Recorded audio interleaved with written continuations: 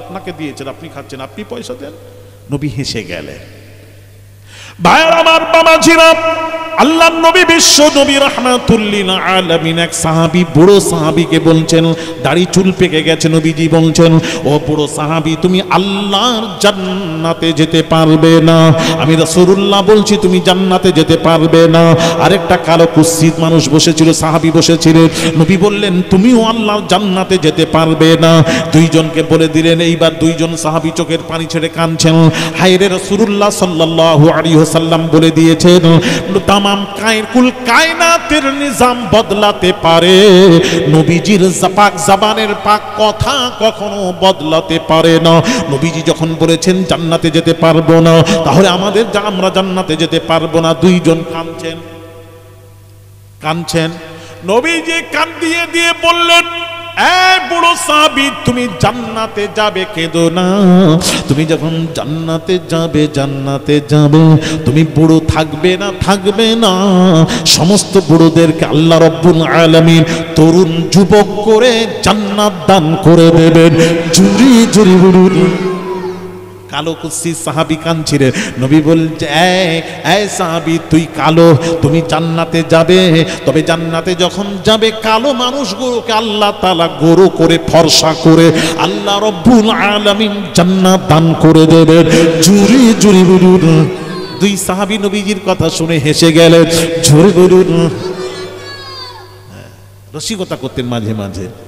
ছেলেটা খারাপ বলে নিয়ে রসিকতা করেছে। আসমানে 8টা গাড়ি গিয়ে, কাজী সাহেব গিয়ে, কোন কাজীর নামটা বল বেটা বল, যে ফাতিমা আর আলীর বিবাহ পড়িয়েছে। এটা কিন্তু আমি অন্য ওয়াজে ছাড়বো, আবার শুনবি তো। আমি আজ বলবো এক জায়গা, সে জায়গার নাম বলবো না, মোটামুটি 24-25 জায়গায় গেছিলাম। সেখানে এক ছেলে বলছে 8টা গাড়ি নিয়ে কাজী সাহেব সহ ফাতিমার আলীর বিবাহ 4র্থ আসমানে পড়িয়ে দিয়ে এসছেন। শুনবে, তুইও শুনবি, দেখবি খবর।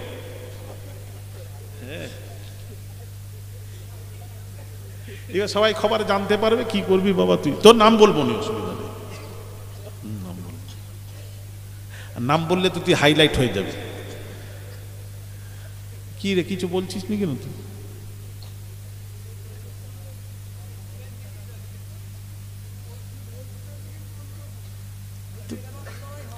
কিন্তু আমাকে ঘাঁটিয়ে দিল তো। ঘাঁটাবে এরকম করে। ভাইরা আমার, সেই আলী শেরে খুদা, এদিকে তাকাও, এদিকে তাকাও, শেরে খুদা আলী কাররামাল্লাহু ওয়াজহু। কোন আলী গো, একটু শোনো গো বাবাজি।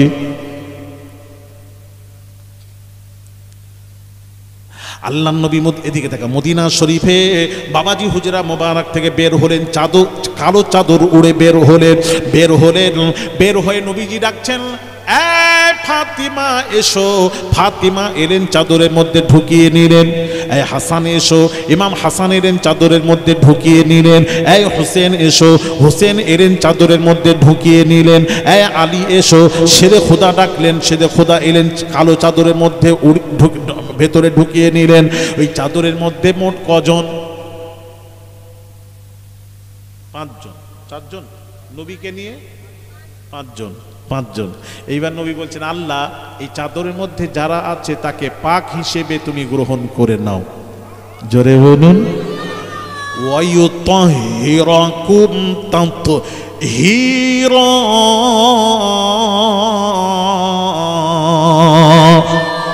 আমি আল্লাহ এদেরকে পাক হিসেবে গ্রহণ করে নিলাম। জুরি জুরি বলুন। পৃথিবীতে 5 জন পাক, ইনাদেরকে বলা হয় পাক পাঞ্জেতান। নাম শুনেছেন পাক পাঞ্জেতান। কে? আল্লাহর নবী, সাইয়্যিদাতুন নিসা ফাতিমা, ইমাম হাসান, ইমাম হুসেন, শেরে খুদা আলী কাররামাল্লাহু ওয়াজহু। এই 5 জনকে বলা হয় পাক পাঞ্জেতান। ও সোনার যুবকেরা, এক রিওয়ায়াতে আল্লাহর নবী, বিশ্ব নবী বাবাজি, এক রিওয়ায়াতে এসেছে আদম আলা নবিয়িনা আলাইহিস সালাতু ওয়াস সালাম বেহেশতে থাকাকালীন আল্লাহ বললেন, লা তাকরাবা হাদিহিস শাজারা, অমুক গাছের কাছে যাবে না, গাছের ফল খাবে না। শয়তানের ধোঁকায় পড়ে আদম নবী ফল খেয়ে ফেললেন। জান্নাতি পোশাক নেমে গেল। আল্লাহ তাআলা মা হাওয়াকে নামালেন জিদ্দায়, আদম নবীকে নামালেন শ্রীলঙ্কার শরণদ্বীপে নামালেন। ভাইয়ের আমার, বাবাজিরা নামানোর পর বাবাজি আদম আলা নবিয়িনা আলাইহিস সালাতু ওয়াস সালাম এক রিওয়ায়াতে 200 বছর, আরেক রিওয়ায়াতে 300 বছর চোখের পানি ছেড়ে কাঁদছেন। রব্বানা যালামনা আনফুসানা ওয়া ইল্লাম তাগফির লানা ওয়া তারহামনা লানাকুনান্না মিনাল খাসিরিন। আল্লাহ নাফসের উপর জুলুম করেছি, তুমি যদি রহম না করো, তুমি যদি ক্ষমা না করো, মাফ না করো, ধ্বংস হয়ে যাব, বরবাদ হয়ে যাব। আল্লাহর কাছে কাঁদছেন 300 বছর ধরে, আল্লাহর কাছে দোয়া কবুল হচ্ছে না, হচ্ছে না, হচ্ছে না। জিবরিল আমিন এসে বললেন, এই আদম শোনো, এই আদম শোনেন, এক কাজ করেন, এক কাজ করেন, আখিরি জামানার পায়গাম বাবা, এক কাজ করেন, পাক পাঞ্জেতানের নামের নামকে ওসিলা করে দোয়া করুন, পাক পাঞ্জেতানের নামকে ওসিলা করে দোয়া করুন। পাক পাঞ্জেতানের নাম শিখিয়ে দিলেন আদম নবী, পাক পাঞ্জেতানের ওসিলা দিয়ে দোয়া করলেন। আল্লাহ বললেন, এ আদম, পাক পাঞ্জেতানের নামের ওসিলা দিয়ে দোয়া চেয়েছো, এমন 5 জনের ওসিলা দিয়েছো, আমি আল্লাহ দোয়া মঞ্জুর না করে থাকতে পারছি না রে আদম। এই পাক পাঞ্জেতানের ওসিলায় যাও আদম, তোমার খাতা আমি আল্লাহ ক্ষমা করে দিলাম। জুরি জুরি বলুন, পাক পাঞ্জেতানের ওসিলায় আদম নবীর খাতা ক্ষমা হয়েছিল। এই পাক পাঞ্জেতান, তাহলে আলী পৃথিবীর 5 জনের মধ্যে পাক পাক পাক। আর সেই আলী মদ পান করে নামাজ পড়ছিলেন। একটু আলীরটা পরিচয়টা দিই, কোন আলী গো? শোনো গো বাবাজিরা, মা বোনেরা, যেই সব অস্ত্র শুনে ইমান নষ্ট করবেন না। কোন আলী? ছোট্ট থেকে আবু তালেব আলীকে রাসূলুল্লাহর হাওয়ারে শুপে দিয়েছিলেন। ছোট্ট থেকে আলী মানুষ হচ্ছে নবীজির দরবারে। সেই আলী, কোন আলী কবে থেকে নামাজ পড়তেন? শোনো মা বোনেরা, যখন আমার নবী নবী যখন নামাজ ফরজ হয়নি, আমাদের কারুর উপর নামাজ ফরজ হয়নি, তখনও নবী নামাজ পড়তেন। আর আলীও নবীর দেখা দেখি তখন থেকে নামাজ পড়তেন। যখন তোমার নামাজ, আমার নামাজ ফরজ হয়নি, ফরজ হওয়ার আগে নবী নামাজ পড়তেন। ওই নবীর দেখে দেখে আলী নবীর অনুসরণ করত। আলীও নামাজ সেই থেকে নামাজ পড়তেন, যখন নামাজ ফরজ হয়নি তখন থেকে আলী নামাজ পড়তেন, শেরে খোদা নামাজ পড়তেন। ভাইরা আমার, বাবাজিরা, ওযুর আয়াত নাজিল হয়নি এখনো, ওযুর আয়াত ফরজ, ওযু যে করা ফরজ, এই ফরজ এই আয়াত নাজিল হয়নি, অবতীর্ণ হয়নি। তার আগে নবী ওযু করতেন, আলীও তার সাথে অনুসরণ করত, আলীও শেরে খোদা ওযু করে নামাজ পড়তেন। তাহলে আলী ওযু ফরজ হওয়ার আগে ওযু জানতেন নামাজ ফরজ হওয়ার আগে। শেরে খোদা, সেই শেরে খোদা নামাজ ফরজ হওয়ার পূর্বে নামাজ জানতেন। আর সেই শেরে খোদা মদ হারাম হওয়ার আগে মদ জানতেন না। এই বক্তা কি ওয়াজ করছে? হ্যাঁ, আলী মদ খেয়ে নামাজ পড়েছিল কখন? যখন মদ হারাম ছিল না, তখন মদ খেয়ে নামাজ পড়িয়েছিলেন। মাতলামি করতে করতে এই কথা বলেছিলেন। হারাম হওয়ার পর তিনি মদ আর খাননি, হারাম হওয়ার আগে। তাহলে আমার প্রশ্ন, যে আলী ওযু ফরজ হওয়ার আগে ওযু জানতেন, যে শেরে খোদা এখনো নামাজ উম্মতের উপর ফরজ হয়নি, সেই ফরজ হওয়ার আগে আলী নামাজ জানতেন। আর সেই আলী মদ হারাম হওয়ার আগে মদ জানতেন না। কথা বলেন না কেন?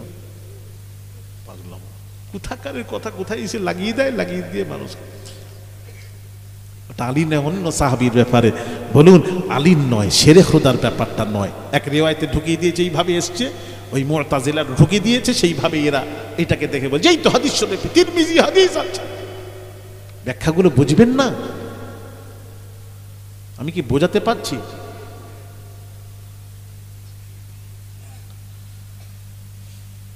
কোন আলী পরিচয় দিচ্ছে একটু শুনুন ভাইরা আমার, বাবাজিরা, মা বোনেরা। আল্লাহর নবী তখন কি বললেন?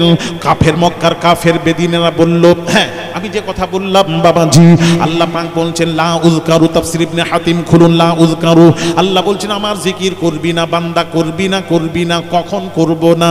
নামাজ পড়বি না কখন? ওয়া আনতুম সুকারা, নেশাগ্রস্ত অবস্থায় নামাজ পড়া যাবে না। আল্লাহ বলছেন আল্লাহ পাক বলছেন লা উযকারু, আমার জিকির করা যাবে না, যাবে না, যাবে না। কখন?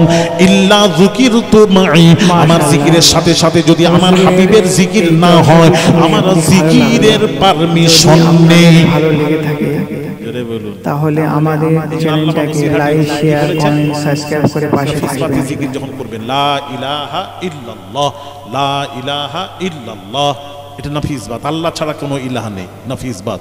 এই জিকির যখন করবেন, আল্লামা বসিরহাটি হুজুর বলছেন খালি লা ইলাহা ইল্লাল্লাহ বললে তোর জিকিরই হবে না, মাঝে মাঝে মাঝে মাঝে বল মুহাম্মাদুর রাসূলুল্লাহ, জোরে বলুন। যেখানে রাসূল নেই সে ইবাদত হতে পারে না। তাহলে